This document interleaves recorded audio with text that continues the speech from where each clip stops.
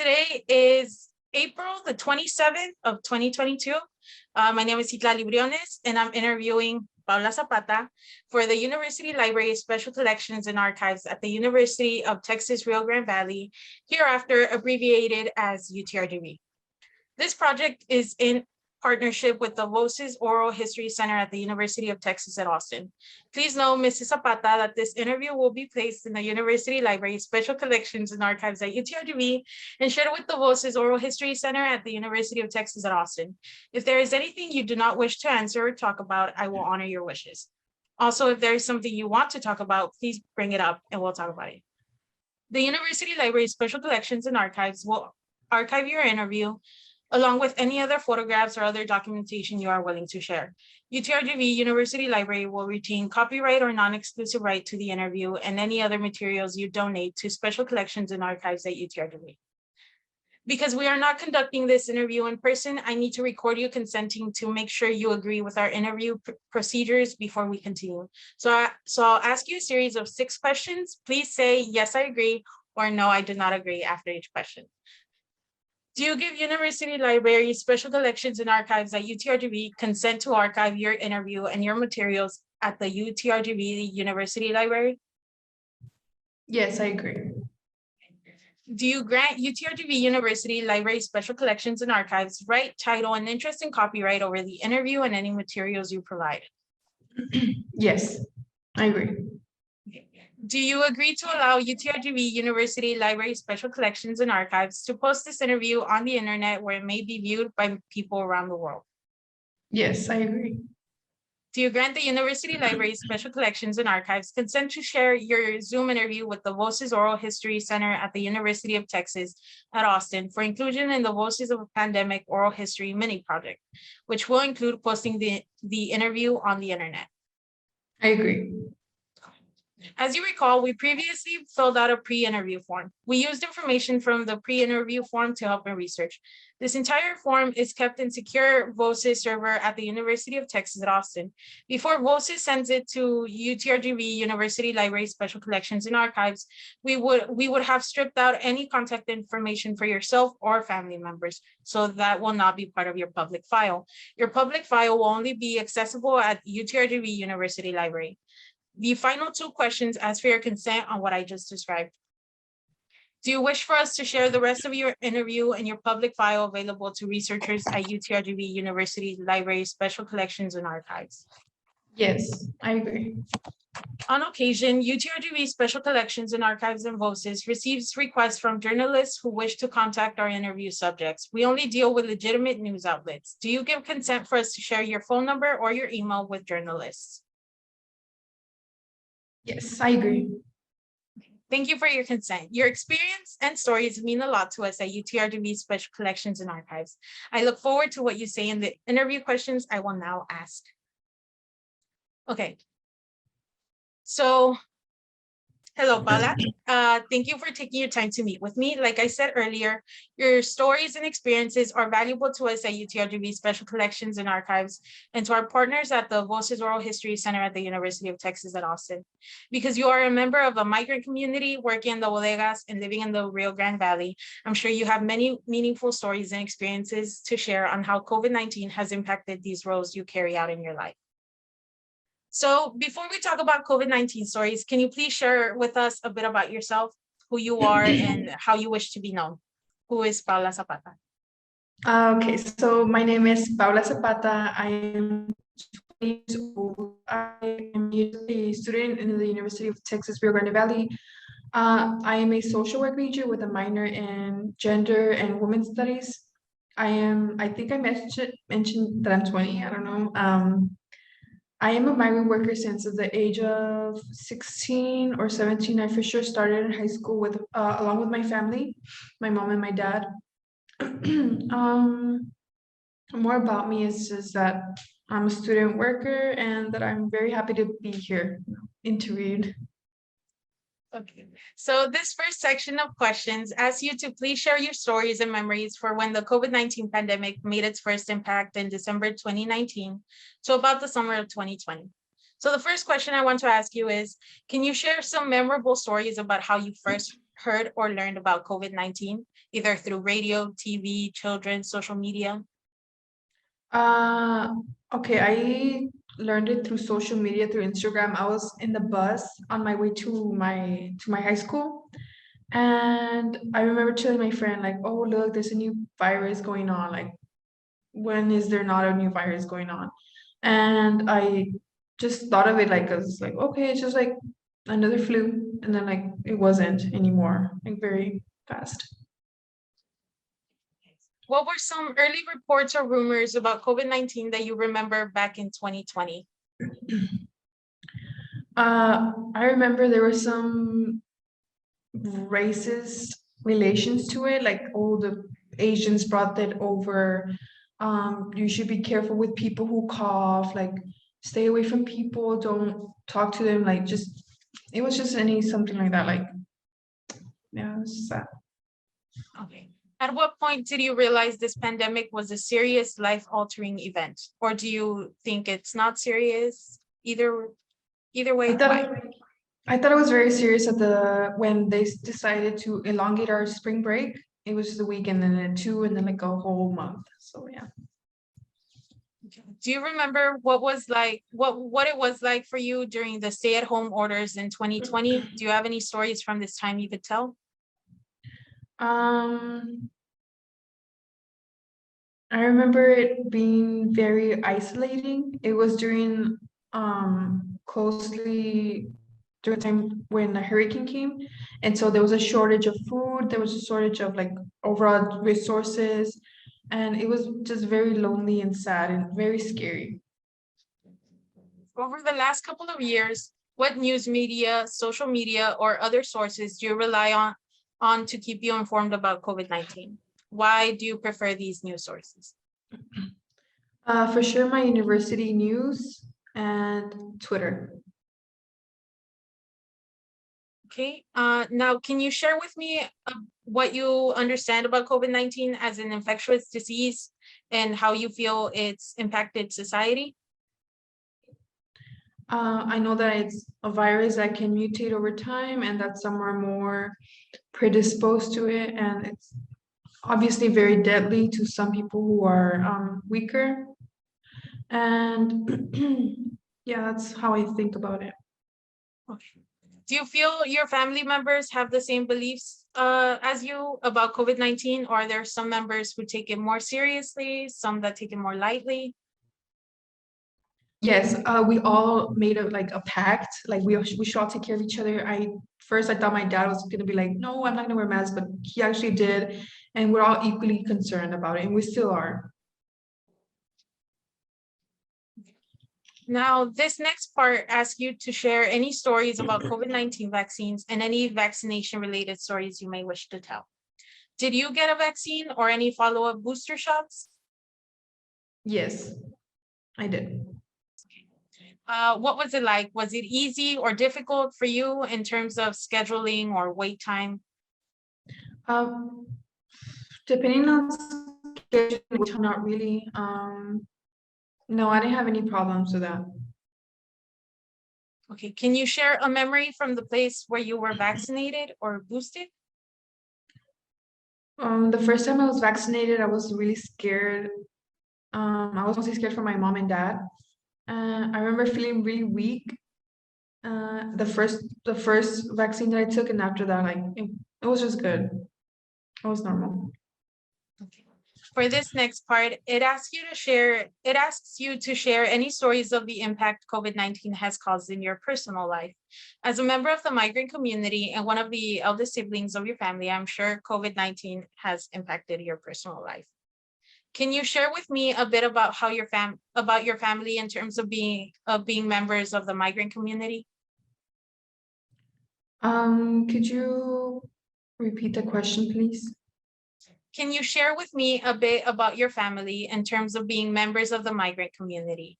How was life for them before the pandemic doing this agricultural work? Oh, okay. Yeah, so I know that they would work literally 10 plus hours every day, almost like 6 days a week. They didn't have any problems with like having to wear a mask or having to wear it for the virus. it was pretty normal. They were busy most of the time, and yeah. How did the pandemic impact their work, Okay, if there so was for any their change at work, all? okay, actually there was no change at all. No, there was, we would be called essential workers. And so we weren't really like not allowed to stop working, but we would still be allowed to work. Um, of course, they would wear their masks. They were more precaution taking, which was harder on them since like much like of a laborful job, which was harder on them for that. It was riskier too because there was like no social distance that we could like do. But yeah, it was just more riskier. Not enough. It was just the same job. Now, how did COVID-19 impact the way you and your family celebrated holidays, such as Christmas or Thanksgiving? Okay, we always invite people over, and then that year and the last year we didn't really invite anybody. It was just us, the family. Okay. How did the pandemic affect birthday celebrations or funeral services, if any, that you wish to share about? We don't really celebrate birthdays unless we just do like a little dinner, and it didn't really affect us honestly. So. So it was more during like Christmas and stuff when people couldn't go. Mhm. Can you share stories of what it was like for your family in spring of 2020 when there were runs at the grocery stores and shortages of essential items like toilet paper or food items? I know my mom goes crazy for that. So the first thing we did was go to Sam's.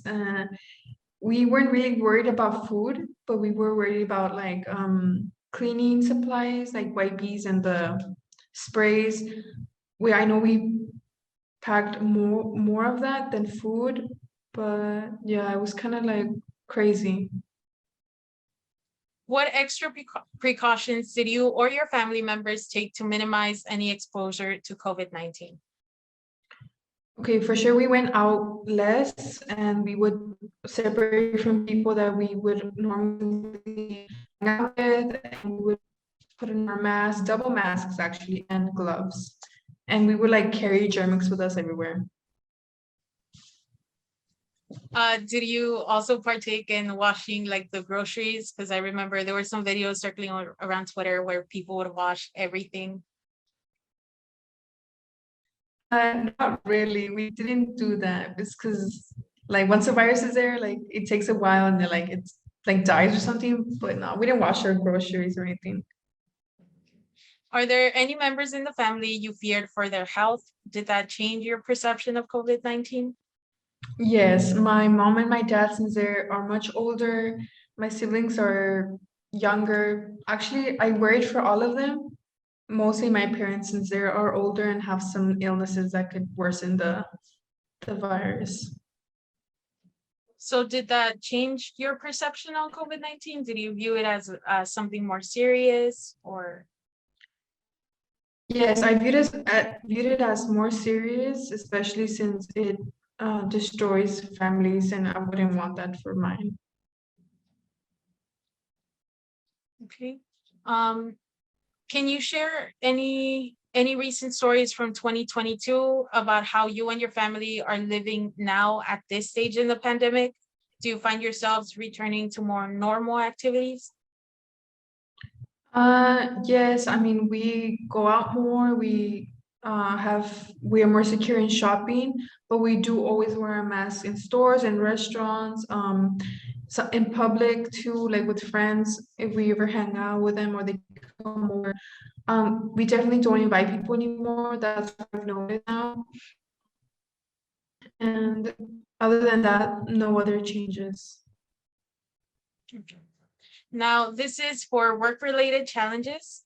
For this next part of this interview, we will focus on any work-related challenges or stories that emerged during this COVID-19 pandemic. You may speak of any changes, especially since your work required being in close proximity to many others. Okay, can you share with me a bit about how you work as a trabajadora working with repollo or sandia. What was your typical day on the job like before COVID-19?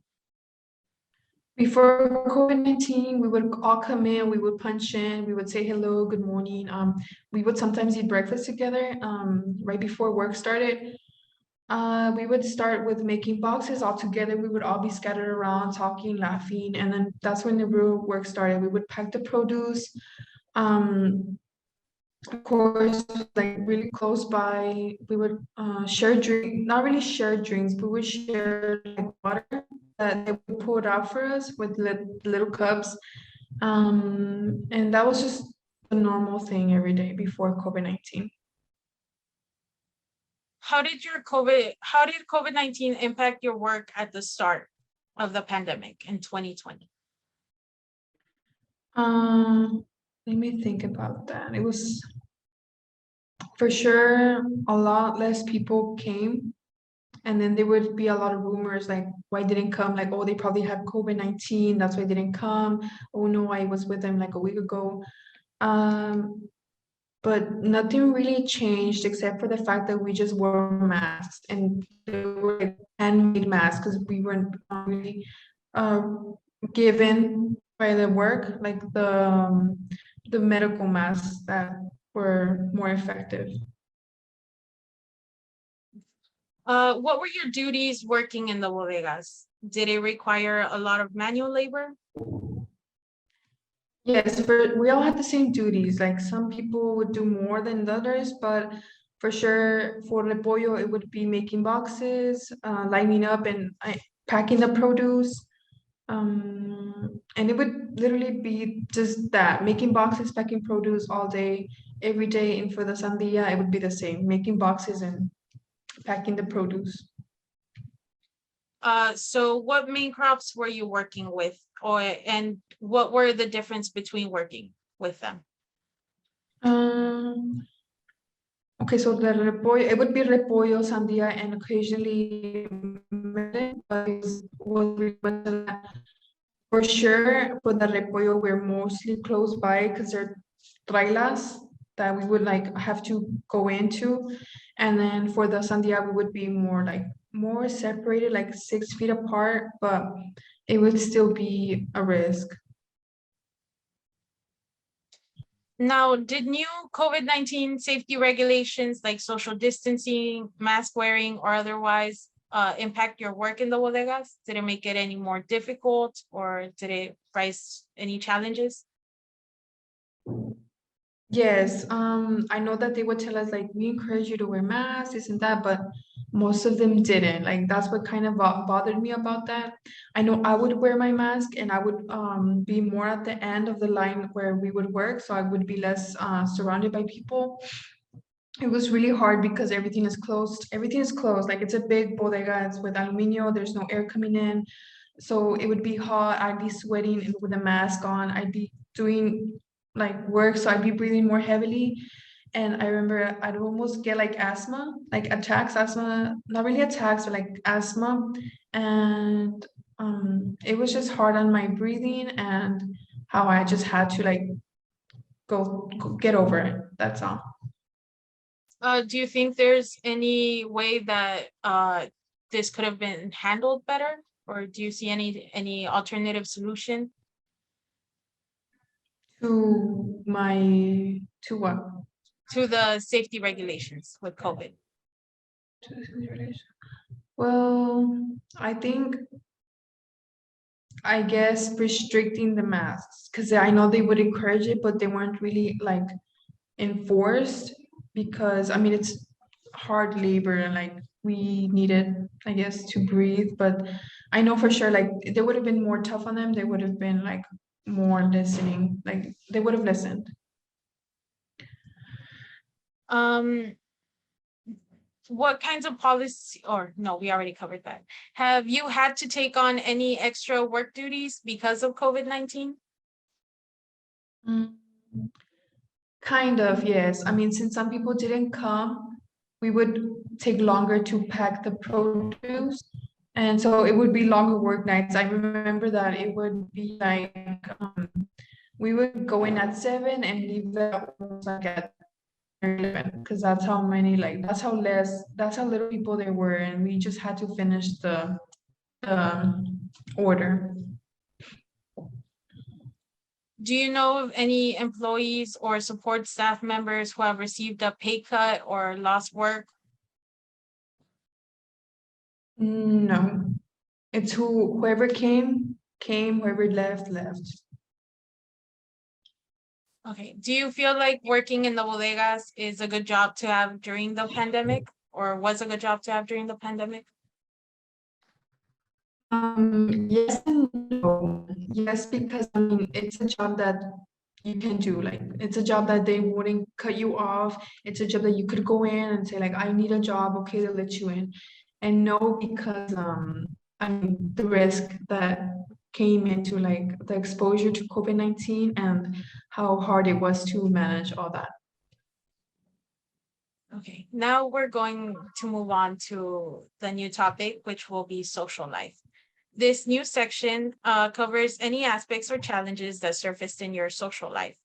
This section asks you to share any stories about the pandemic and the changes it brought along. What were some of the biggest challenges or disruptions to your social life because of COVID? I remember I was mostly not very social, but mostly I was in school mostly, and that would disrupt me a lot. Like I know there were some games canceled, there were some competitions canceled, so it really affected me by that. Other than that, I just got to hang out with friends, but I could communicate with them through social media. So now the next one is, did you find yourself using social media more? If so, what types of social media that you prefer and why? Yes, I did use social media way more, or just like the simple direct message. I would prefer Facebook because it's Facebook or WhatsApp. I think that's what it's called. Yeah. Okay. Can you share some stories on when your social life started to return to normal? What activities did you start doing again that you may have paused for a time because of COVID? Sorry, can you repeat the question? Yes. Can you share some stories on when your social life started to return to normal? What activities did you start doing again that you may have paused for a time because of COVID?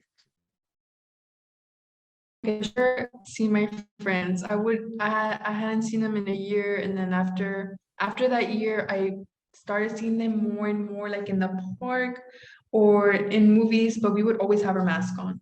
We would take those precautions still. Okay. So now the final questions are on the pandemic. So this last section asks you to share any stories that you have about this pandemic and the response by local, state, and national elected officials.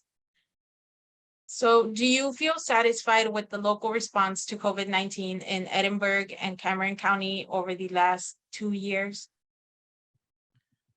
As of right now, yes, but I feel like they would have done better with restrictions.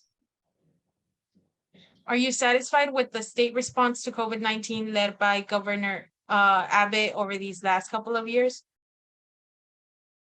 Mm, I feel like I am, but the numbers say no.